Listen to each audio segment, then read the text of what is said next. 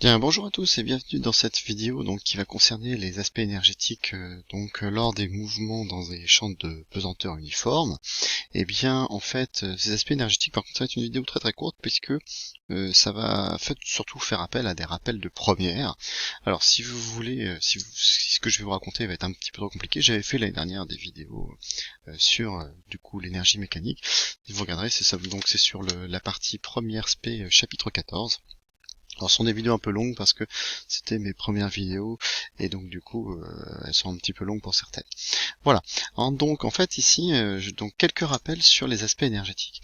Alors quand vous faites quand un objet par exemple chute, quand il n'est soumis qu'à son poids, quand il est en chute libre, eh bien vous allez avoir des transferts énergétiques qui vont se faire au point de vue de cet objet. Alors on va distinguer deux cas. On va distinguer eh bien le cas où j'ai conservation de ce qu'on appelle l'énergie mécanique et le cas où je n'ai pas conservation de ce qu'on appelle l'énergie mécanique.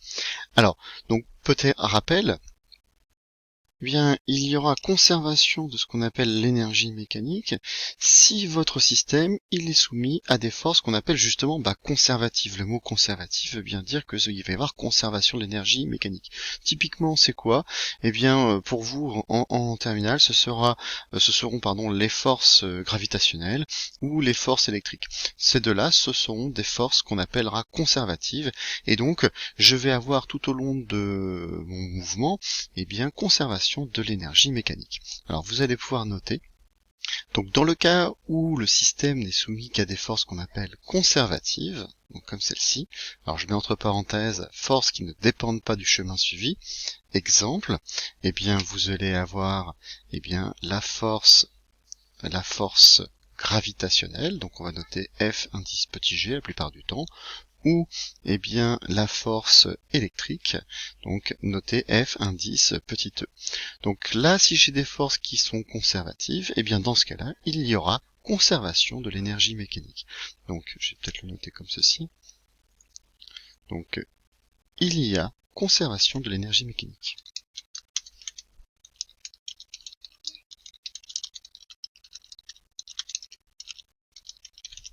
Voilà.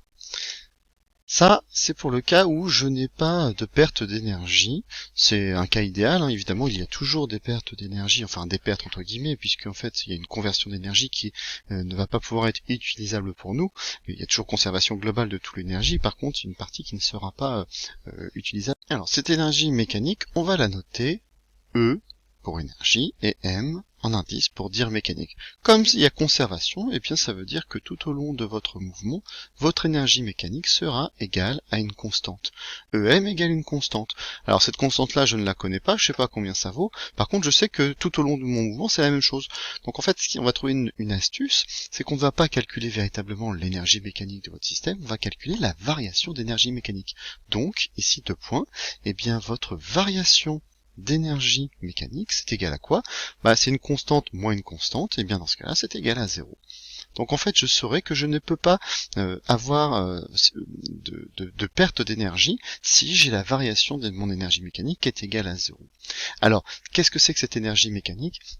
L'énergie mécanique, c'est l'énergie totale macroscopique de votre système. En terminale, on va la limiter à deux termes. L'énergie mécanique, donc EM, eh bien c'est égal à quoi? C'est égal à la somme de l'énergie qu'on appelle cinétique, donc qui est due au mouvement, et donc plus l'énergie qu'on va appeler énergie potentielle de pesanteur, qu'on va noter EPP.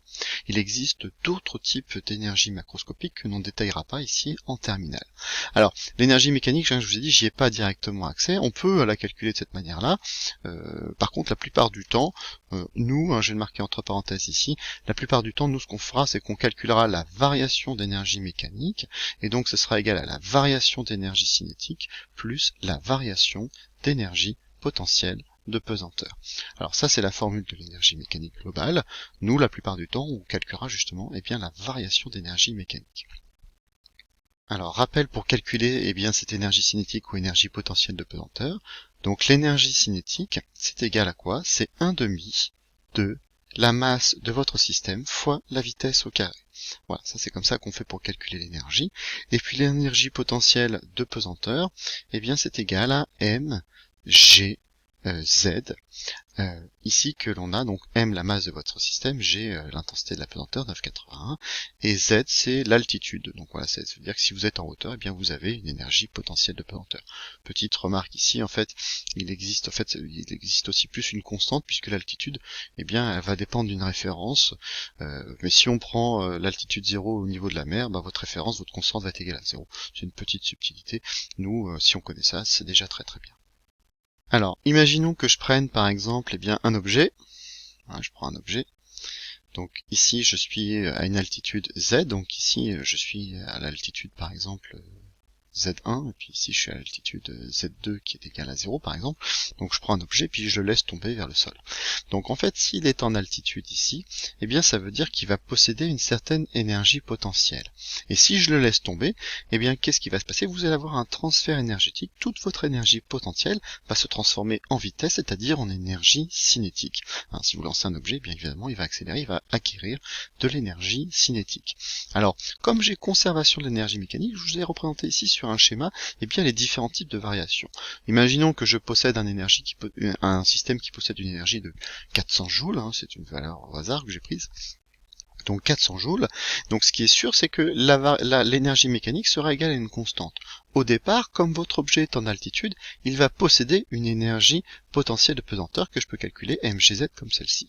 Par contre, au départ, votre vitesse est nulle. Ça veut dire qu'il n'aura pas d'énergie cinétique. Ça veut dire que je vais commencer forcément ici à 0.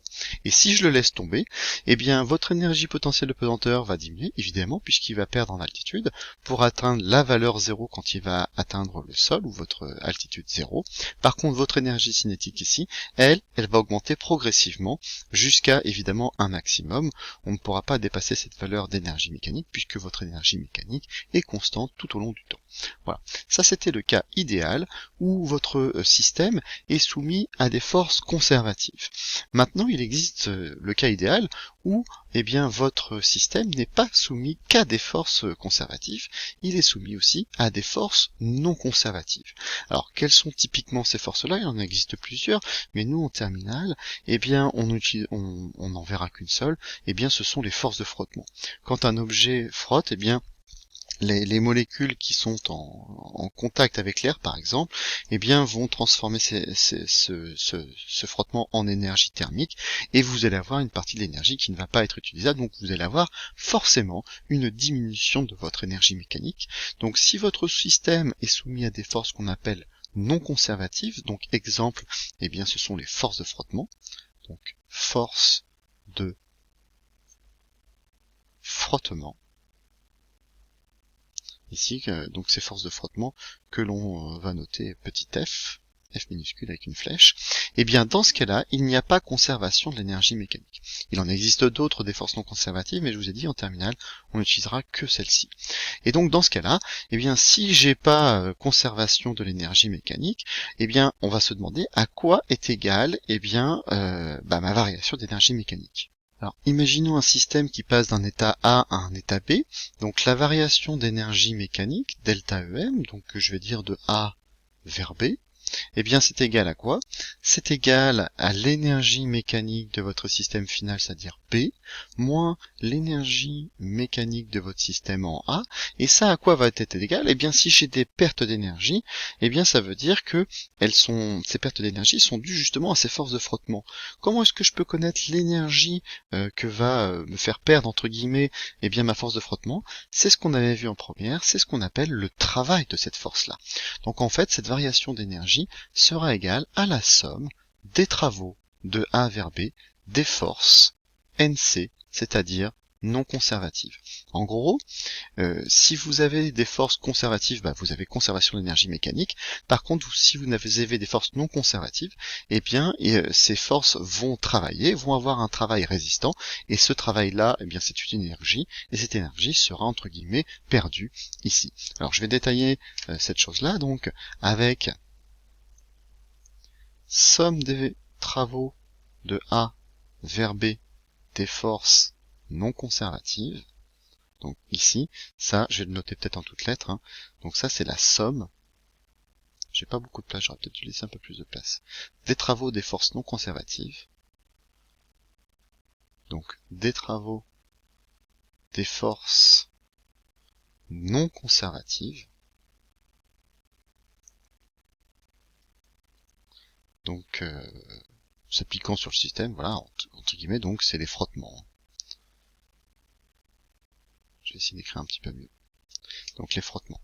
Alors ça, c'est un nom, c'est pas à connaître, c'est pour ça que je mets entre parenthèses. Ça, c'est ce qu'on appelle le théorème de l'énergie mécanique. Théorème de l'énergie mécanique. Donc ça, c'est ce qu'on appelle le théorème de l'énergie. Alors c'est juste cette partie-là, hein. Là c'est la petite explication, j'ai pas laissé assez de place, j'aurais dû organiser un petit peu mieux, j'y avais pas pensé. Voilà. Donc voilà, cette variation d'énergie mécanique sera égale énergie mécanique en B moins énergie mécanique en A, et ça, ce sera les travaux des forces non conservatives. Alors, ce théorème, en fait, il découle d'un autre théorème, qui lui découle bien de la deuxième loi de Newton. Et bien ce théorème découle de ce qu'on appelle le théorème de l'énergie cinétique que vous avez vu l'année dernière en première.